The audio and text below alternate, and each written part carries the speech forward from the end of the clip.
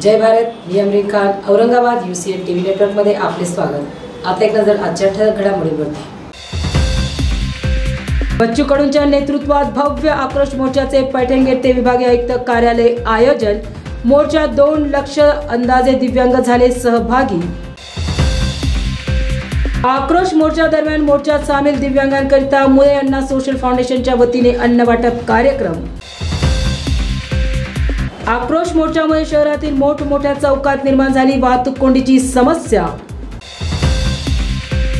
सभेच्या निवडणुकीकरिता कंबर कसल्याची डॉक्टर कल्याण काळेंनी दिली सविस्तर माहिती। महाविकास आघाडीत मुख्यमंत्र्यांचा चेहरा अजून काही ठरला नाही, अंबादास दानवेंचे प्रतिपादन।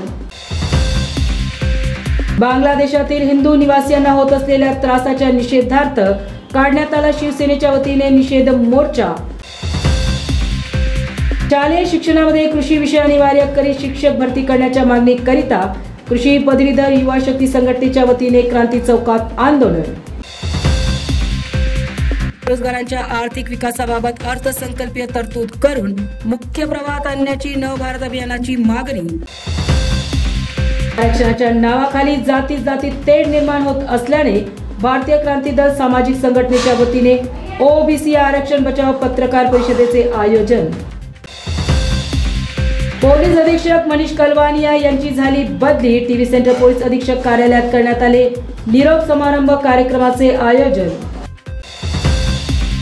मुनगंटी वारांच्या प्रयत्नातून चंद्रपूर जिल्ह्यातील लाभार्थी शेतकऱ्यांना मिळणार 31 ऑगस्ट पर्यंत संपूर्ण पीक विमा रक्कम।